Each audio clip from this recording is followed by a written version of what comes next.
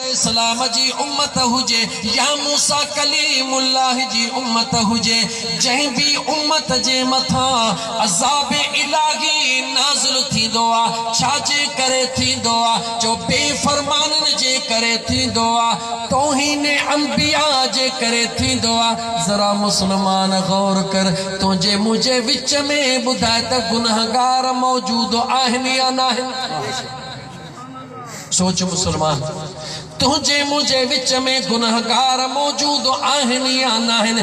तू असा पांजे वजूद में झाती पाए ॾिसो त तू असा खुद गुनहगार आहियूं या नाहियूं। जॾहिं वजूद में झाती पातीसीं अंदरों आवाज़ आयो हज़ारे गुनाहन जा अंबार आॾो ज़ाहिर थी आया ॾिठोसीं त गुनहगार लेकिन उन जे बावजूद भी अल्लाह तबारक व तआला जे तरफ खां अज़ाब मौजूद नाहे। ऐं मुंहिंजा दोस्त अज़ीज़ हिक हिक नबी जो जिक्र कंदो हला अहिड़ा भी अल्लाह जा नबी दुनिया ते आया और रब्बि ला तज़र अलल अर्द मिनल काफिरीन दय्यारा अलहाक़त मलहाक़ वमा अदराक मलहाक़ कज़्ज़बत समूद वआदुम बिलक़ारिअ फ़अम्मा समूद फ़अहलिकू बित्ताग़िया।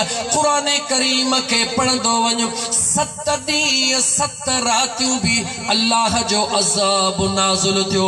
इए तूफ़ान ईंदा हुया जेके ज़मीन तो मथे इए खणंदा हुया जीअं पननि खे हवाए खणंदी आ वरी ज़मीन ते इए सटींदा हुया जीअं भितर भोरा भोरा थी वेंदो आ इए इंसान ज़ात रेज़ा रेज़ा थी वेंदो हुयो। 7 ॾींहं 7 रातियूं अज़ाब हलियो छाजे करे हलियो तौहीन अंबिया जे करे पंहिंजे नबीअ जी इज़्ज़त जह भी न कई आ उन्हनि जे मथां अल्लाह जो अज़ाब नाज़िल थियो आ। मुझे हुजूर जे उम्मत ने निहार छा छा न थी गुज़रियो आ मके जे सरज़मीन खां शुरू कर मके पाक में मुझो मदीने जो ताजदार नमाज में हुजे मुझा दोस्त अजीज कुफारे मक्का मुझे महबूब जे मथा उठ जी ओछरी उछलाए वञन पो भी अज़ाब अचण जो नालो न वठे। मुझे नबी करीम अलैहिस्सलातु वस्सलाम के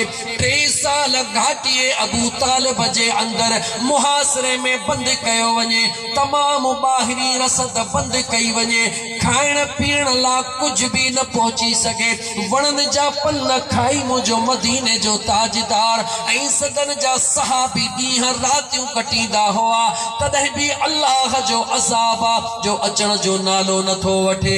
ताइफ जे मैदान में मुझे मदीने जे ताजदार सल्लल्लाहु अलैहि व आलिहि वसल्लम जे जिस्म अतहर जे मथा केतिरा बार कया वया जिस्म खे लहू कयो वयो हुजूर जे जिस्म पाक मां खून मुबारक वहण लॻो तॾहिं भी अज़ाब जो अचण जो नालो नथो वठे। सोच मुसलमान ॻाल्हि कहिड़ी आ राज़ कहिड़ो आ दुनिया जे अंदर मुझे करीम आका अलैहिस्सलातु वस्सलाम सां एतिरो कुछ नाइंसाफ़ी थी रही आ जंगे उहुद मौजूद आ मुझे आका करीम अलैहिस्सलातु वस्सलाम जो दंद मुबारक शहीद थी चुको आ तॾहिं भी अल्लाह जो अज़ाब जो नाज़िल थियण जो नालो नथो वठे। हुजूर जे हिक हिक सहाबीअ सां जेका नाइंसाफ़ी थी गुज़री अल्लाह जो अज़ाब जेको अचण जो नालो नथो वठे। करबला जे मैदान में इमाम अली मकाम सां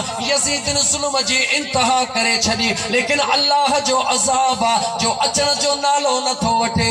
तॾहिं गहराईअ सां सोच त सही मुसलमान ॻाल्हि कहिड़ी आ जो अल्लाह जो अज़ाब नाज़िल नथो थे अल्लाह जो अज़ाब अचे नथो एतिरे हद ताईं जो अॼु जो मुसलमान तौहीन नबी में काई कसर नथो छॾे इन हद ताईं चई थो छॾे त मुंहिंजे महबूब मुस्तफ़ा खे दीवार जे हुन पासे जो इल्म भी नाहे तॾहिं भी अज़ाब इलाही अचण जो नालो नथो वठे। हालांकि उहो मुंहिंजो महबूब जेको मस्जिद नबवी जे तॾड़े ते वेही करे कयामत जो हाल ॿुधाईंदो आ कयामत जी सूरत हाल ॻाल्हि ॿुधाईंदो आहे जेकी कुझु क़यामत में थियण वारो आहे उहो मुंहिंजो मदीने जो मीर ॿुधाईंदो आहे। उन जे बावजूद इहे चवण वारा मौजूद तॾहिं बि अज़ाब इलाही नाज़िल नथो थिए।